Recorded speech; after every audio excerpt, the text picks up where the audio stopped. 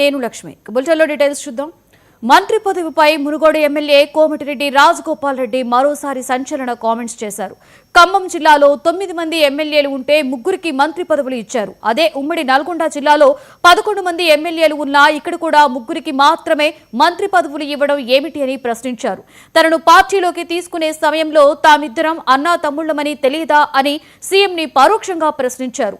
అలాంటి సమయంలో పార్లమెంటు ఎన్నికల సమయంలో తాను ఎందుకు మాట ఇచ్చారన్న ఎమ్మెల్యే ఇప్పుడు ఎందుకు కుదరదు అంటున్నారన్నారు. తెలంగాణలో కాంగ్రెస్ ముఖ్య నేతల పరిస్థితి ఒడ్డు దాటే వరకు ఓడమల్లన్న, ఒడ్డు దాటాక బోడిమల్లన్న అన్నట్లుగా మారిందని ఎద్దేవా చేశారు.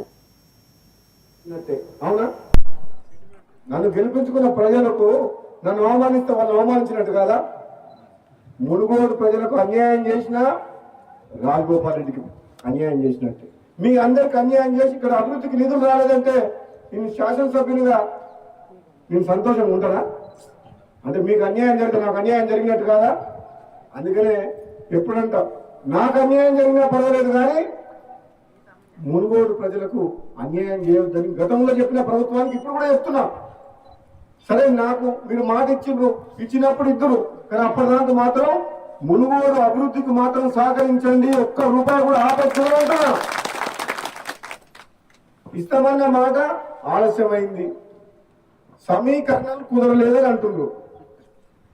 ఎందుకు కుదురుతారో సమీకరణలు? మనసు ఉంటే మార్గం ఉంటుంది.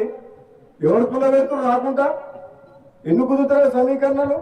నీకు నన్ను పార్టీలో తీసుకున్నప్పుడు కదా మీ ఇద్దరు అర్థం ఉండాలి కదా, వాళ్ళకు తెలుసుగా. మన పార్లమెంట్ ఎన్నికలప్పుడు రెండోసారి ప్రామిస్ చేసి మాట ఇచ్చినప్పుడు కదా మీ ఇద్దరు అర్థం.